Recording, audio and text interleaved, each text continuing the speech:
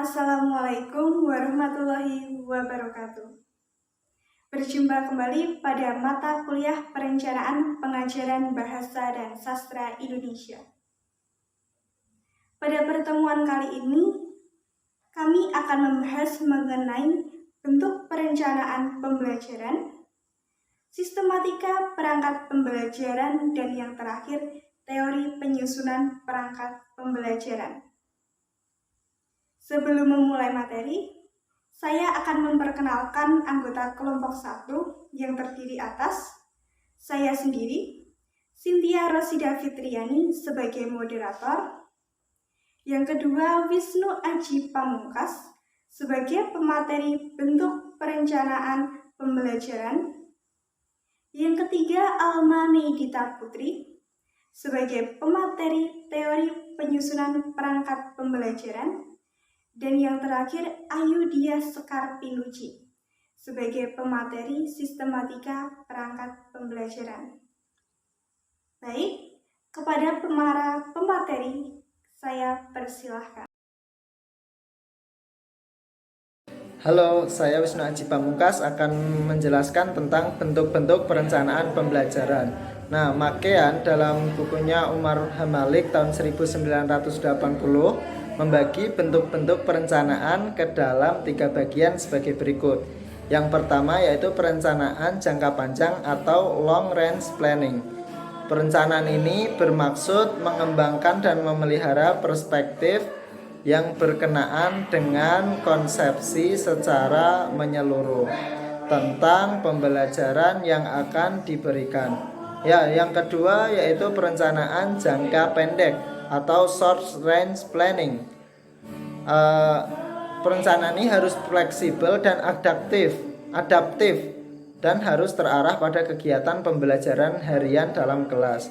Kemudian yang ketiga yaitu unit pelajaran atau unit lesson yang dikenal dengan satuan pelajaran. Dalam perencanaan ini hendaknya siswa diberikan kesempatan memberikan kontribusinya terhadap perencanaan.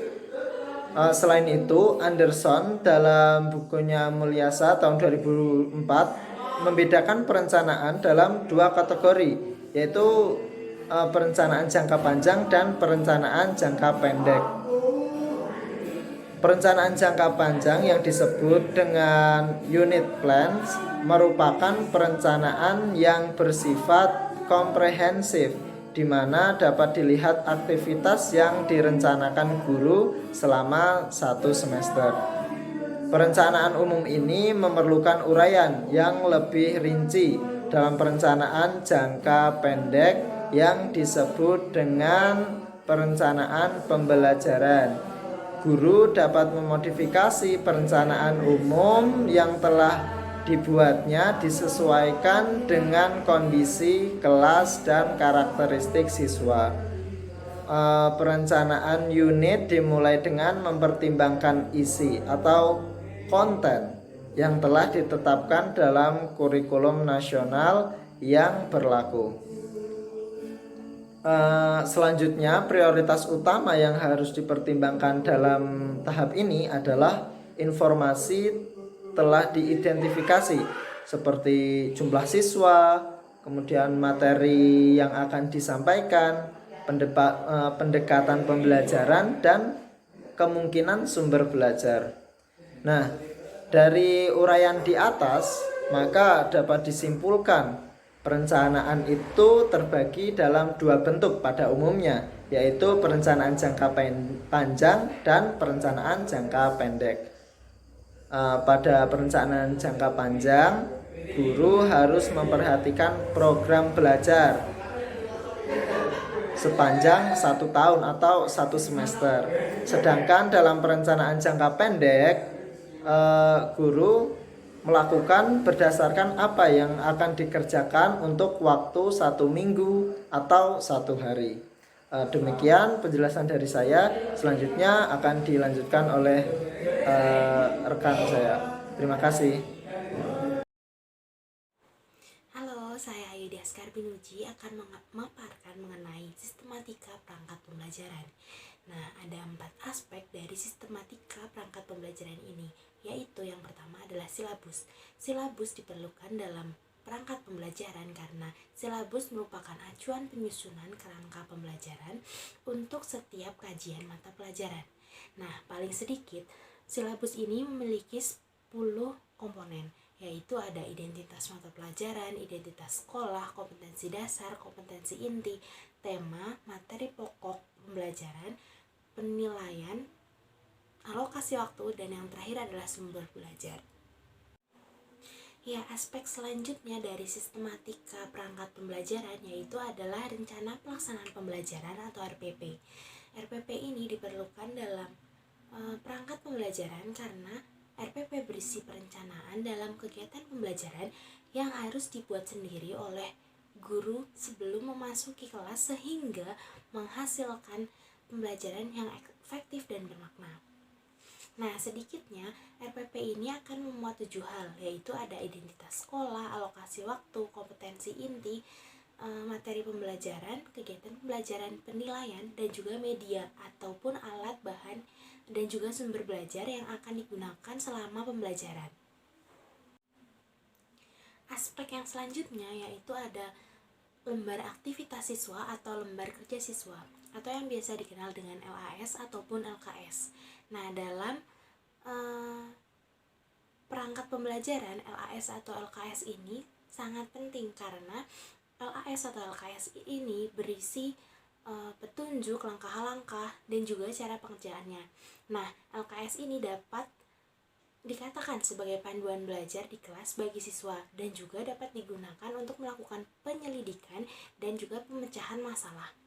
Nah, dari LKS ini siswa jadi dapat menemukan pengetahuan baru dan dapat belajar untuk menyelesaikan masalah. Selanjutnya yaitu aspek terakhir dari sistematika perangkat pembelajaran, yaitu ada instrumen evaluasi atau tes hasil belajar. Evaluasi ini perlu dilakukan karena siswa perlu diukur pengetahuan dan juga kemampuannya. Nah, untuk melakukan pengukuran ini, guru dapat memilih berbagai macam cara, yaitu seperti melakukan tes dengan memberikan soal, pilihan ganda, memberikan soal menjodohkan, ataupun hingga memberikan soal uraian ataupun uraian singkat. Nah, sampai di sini ya penyampaian materi sistematika perangkat pembelajaran. Materi selanjutnya akan dilanjutkan oleh rekan saya. Terima kasih.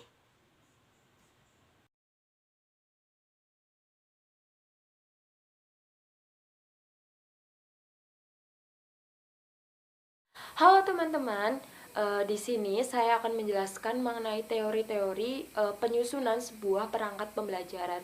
Nah, saya akan menjelaskan 3 poin penting. Nah, yang pertama ada penyusunan sebuah silabus, yang kedua ada penyusunan sebuah RPP, dan yang terakhir ada penyusunan sebuah prota dan promes. Nah, baik ya, kita mulai dari penyusunan sebuah silabus. Nah, yang pertama kita akan belajar mengenai prinsip-prinsip yang harus kita lakukan dalam menyusun sebuah silabus. Prinsip yang pertama yaitu ilmiah. Nah, ilmiah di sini artinya keseluruhan materi dan kegiatan yang menjadi muatan dalam silabus ini harus benar dan juga dapat dipertanggungjawabkan secara keilmuan. Prinsip yang kedua yaitu relevan. Relevan di sini yaitu cakupan, kedalaman, tingkat kesukaran, dan juga urutan penyajian materi dalam silabus harus sesuai dengan tingkat perkembangan fisik, intelektual, sosial, emosional, dan juga spiritual peserta didik. Prinsip yang ketiga yaitu sistematis. Nah, sistematis di sini yaitu komponen-komponen silabus harus saling berhubungan secara fungsional dalam mencapai kompetensi. Prinsip yang selanjutnya yaitu konsisten. Nah, konsisten di sini yaitu adanya hubungan yang konsisten antara kompetensi dasar, indikator, materi pokok, pengalaman belajar, sumber belajar, dan juga sistem penilaian. Prinsip yang kelima yaitu memadai. Nah, cakupan indikator, materi pokok, pengalaman belajar, sumber belajar, dan sistem penilaian ini harus cukup untuk menunjang sebuah pencapaian kompetensi dasar. Prinsip yang selanjutnya yaitu aktual dan kontekstual. Nah, aktual dan kontekstual di sini yaitu cangkupan indikator, materi pokok, pengalaman belajar, sumber belajar, dan sistem penilaian harus memperhatikan perkembangan ilmu, teknologi, dan seni mutakhir dalam kehidupan nyata, dan juga peristiwa yang terjadi. Prinsip yang ketujuh yaitu fleksibel. Nah, fleksibel di sini yaitu keseluruhan komponen silabus dapat mengakomodasi keragaman peserta didik, pendidik, serta dinamika perubahan yang terjadi di sekolah dan juga tuntutan masyarakat. Nah, prinsip yang terakhir nih, yang kedelapan yaitu menyeluruh. Menyeluruh di sini yaitu komponen silabus harus mencakup keseluruhan ranah kompetensi, baik dari ranah kognitif, ranah afektif, dan juga ranah psikomotorik. Nah, selanjutnya kita akan membahas mengenai langkah-langkah yang harus kita tempuh dalam menyusun sebuah silabus. Nah, apa saja sih langkah-langkah itu? Nah, seperti yang kita tahu, guru dan rencana pembelajaran adalah diibaratkan bagaikan dua orang sahabat yang selalu bersama dan tidak bisa dipisahkan. Nah, guru yang sudah baik cara mengajarnya akan semakin baik pula dalam mengajar jika di tangan dan di pikirannya sudah tertera peta yang berbentuk tulisan silabus. Nah, secara umum proses penyusunan silabus ini terdiri atas 8 langkah utama. Nah, langkah-langkah tersebut sebagai berikut. Yang pertama yaitu mengisi kolom identitas mata pelajaran. Pada bagian ini perlu dituliskan dengan jelas nama sekolah, mata pelajaran, ditunjukkan untuk kelas berapa, pada semester berapa, dan juga alokasi waktu yang dibutuhkan. Nah, perlu juga dalam langkah yang pertama ini dituliskan standar kompetensi mata pelajaran yang akan dicapai. Nah, langkah menyusun silabus yang kedua yaitu mengkaji standar kompetensi dan juga kompetensi dasar. Nah, para pengembang silabus ini sangat perlu untuk mengkaji secara teliti standar kompetensi dan kompetensi dasar mata pelajaran dengan memperhatikan hal-hal berikut. Yang pertama, memperhatikan urutan berdasarkan hierarki konsep disiplin ilmu atau tingkat kesulitan materi. Nah, ini tidak harus sesuai selalu dengan urutan yang ada dalam standar isi. Yang kedua yaitu keterkaitan antara standar kompetensi dan juga kompetensi dasar dalam mata pelajaran.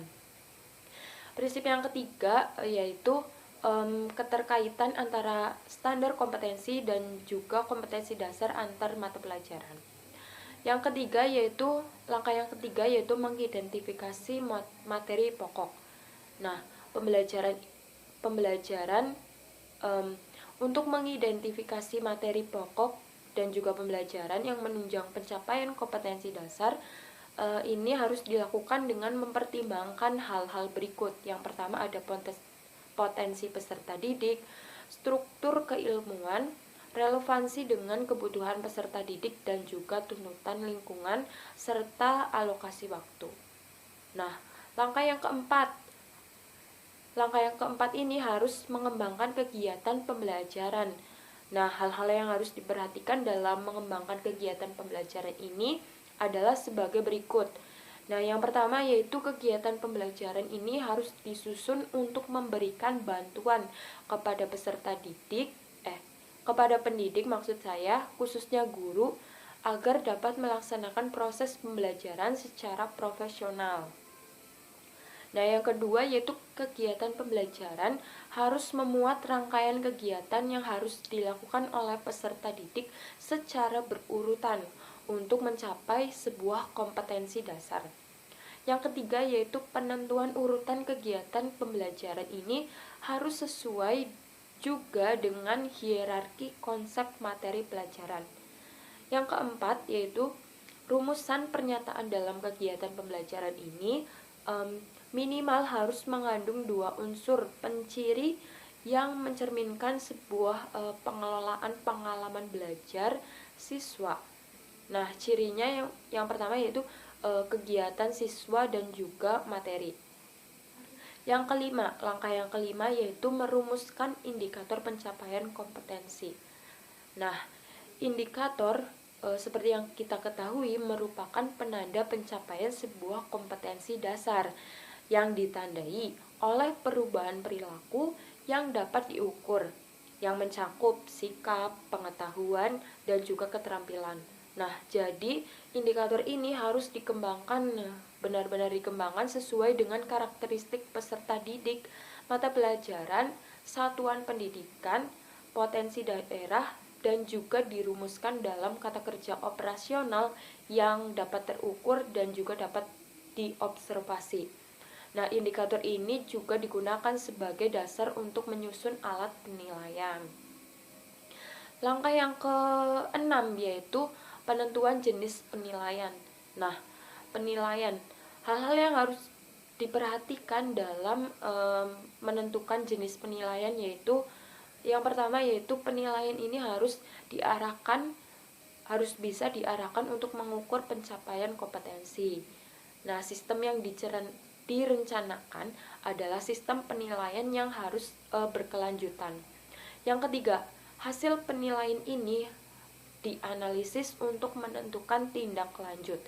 Yang keempat, sistem penilaian ini harus disesuaikan dengan pengalaman belajar yang ditempuh dalam proses pembelajaran. Nah, langkah dalam menyusun silabus yang ketujuh. Yang ketujuh ini yaitu menentukan alokasi waktu. Nah, alokasi yang dicantumkan dalam silabus merupakan perkiraan waktu rata untuk menguasai kompetensi dasar yang dibutuhkan oleh peserta didik. Langkah yang terakhir yaitu menentukan sumber belajar. Nah, penentuan sumber belajar ini harus didasarkan pada standar kompetensi dan juga kompetensi dasar serta materi pokok atau pembelajaran, kegiatan pembelajaran, dan juga indikator pencapaian kompetensi. Nah, selanjutnya kita akan membahas mengenai penyusunan sebuah RPP. Kita akan membahas mengenai prinsip-prinsip menyusun sebuah RPP dan juga langkah-langkahnya. Baik, prinsip yang harus dilakukan dalam menyusun sebuah RPP, yang pertama yaitu harus bisa memperhatikan perbedaan individu peserta didik. Nah, jadi maksudnya di sini RPP disusun dengan memperhatikan perbedaan jenis kelamin, kemampuan awal peserta didik, tingkat intelektual, minat, motivasi belajar, bakat, potensi, kemampuan sosial, emosi, gaya belajar, kebutuhan khusus, serta kecepatan belajar, dan lain-lain. Nah, prinsip yang kedua yaitu dalam menyusun sebuah RPP harus mendorong partisipasi aktif peserta didik. Nah, dalam proses pembelajaran ini harus dirancang dengan berpusat pada peserta didik. Tujuannya untuk mendorong motivasi, minat, kreativitas, inisiatif, inspirasi, kemandirian, dan juga semangat belajar siswa. Prinsip yang ketiga yaitu sebuah silabus harus bisa mengembangkan budaya membaca dan juga menulis. Nah, proses pembelajaran dirancang untuk mengembangkan kegemaran membaca, pemahaman beragam bacaan, dan juga berekspresi dalam berbagai bentuk tulisan siswa. Prinsip yang selanjutnya yaitu RPP harus bisa memberikan umpan balik dan tindak lanjut. Nah, maksudnya RPP ini harus memuat rancangan program pemberian umpan balik positif, penguatan, pengayaan, dan juga remedi. Prinsip yang kelima yaitu keterkaitan dan keterpaduan. Maksudnya di sini yaitu RPP harus disusun dengan memperhatikan keterkaitan dan juga keterpaduan antara SK, KD, materi pembelajaran, kegiatan pembelajaran, indikator pencapaian kompetensi, penilaian, dan sumber belajar dalam satu keutuhan pengalaman belajar. Nah, RPP ini harus disusun dengan mengakomodasikan pembelajaran tematik, keterpaduan paduan lintas mata pelajaran, lintas aspek belajar, dan juga keberagaman budaya. Prinsip yang selanjutnya yaitu menerapkan teknologi informasi dan juga komunikasi. Nah, maksudnya di sini RPP disusun dengan memperhatikan atau mempertimbangkan penerapan teknologi informasi dan komunikasi secara terintegrasi, sistematis, dan juga efektif sesuai dengan situasi dan juga kondisi. Nah, tadi kita sudah membahas mengenai prinsip dalam menyusun sebuah RPP. Nah, sekarang kita akan membahas mengenai langkah-langkah yang harus kita lakukan dalam menyusun sebuah RPP. Nah, langkah-langkah minimal dari penyusunan RPP atau rencana pelaksanaan pembelajaran. Ini dimulai dari yang pertama yaitu mencantumkan identitas RPP, yang kedua tujuan pembelajaran, yang ketiga materi pembelajaran, yang keempat metode pembelajaran, yang kelima langkah-langkah kegiatan pembelajaran, yang keenam sumber belajar, dan yang terakhir yaitu penilaian. Nah, setiap komponen-komponen ini mempunyai arah pengembangannya masing-masing. Namun, semua tetap merupakan satu kesatuan. Selanjutnya, kita akan membahas mengenai penyusunan sebuah prota dan juga promes. Yang pertama, kali ini kita akan membahas langkah-langkah penyusunan sebuah prota dan promes. Nah, untuk menyusun sebuah prota dan promes ini, sebagai guru tidak boleh asal dalam membuat. Nah, hal itu karena prota dan promes ini merupakan acuan yang nantinya akan digunakan dalam proses pembelajaran. Nah, itulah mengapa terdapat beberapa langkah-langkah yang harus kita perhatikan dalam menyusun sebuah prota dan promes. Langkah-langkahnya yaitu sebagai berikut. Yang pertama, langkah dalam menyusun sebuah prota. Langkah-langkahnya yang pertama yaitu kita harus menganalisis sebuah kalender pendidikan, dan juga kita harus menyesuaikan dengan kebutuhan berdasarkan ciri atau karakter dari unit satuan pendidikan. Nah, langkah yang kedua yaitu kita harus memberikan tanda untuk hari libur, permulaan tahun ajaran baru, pekan atau minggu efektif untuk belajar. Nah, langkah yang selanjutnya yaitu kita harus memperhatikan minggu efektif. Nah, tujuannya ini berguna untuk menyusun alokasi waktu di setiap kompetensi dasar. Langkah yang selanjutnya yaitu menetapkan alokasi waktu yang diperlukan untuk setiap mata pelajaran, kompetensi dasar, dan pokok bahasanya di setiap pekan efektif. Langkah yang selanjutnya yaitu alokasi waktu yang disediakan ini harus sesuai dengan ruang lingkup materi, tingkat kesulitan, pentingnya materi, dan waktu untuk melakukan review pada materi tersebut. Nah, tadi kita sudah membahas mengenai langkah menyusun prota. Nah, selanjutnya kita akan membahas mengenai langkah menyusun sebuah promes. Langkah yang pertama yaitu kita harus memasukkan KD, kompetensi dasar, topik, dan subtopik materi atau bahasan ke dalam format promes yang sudah tersedia. Langkah yang selanjutnya yaitu kita harus menentukan banyaknya jam yang tersedia di kolom minggu dan juga banyaknya tatap muka setiap minggu per mata pelajarannya. Langkah yang ketiga yaitu kita harus menambahkan catatan di setiap bagian yang membutuhkan keterangan. Baik, cukup sekian, itu saja yang dapat kami jelaskan. Kurang lebihnya kami mohon maaf. Wassalamualaikum warahmatullahi wabarakatuh.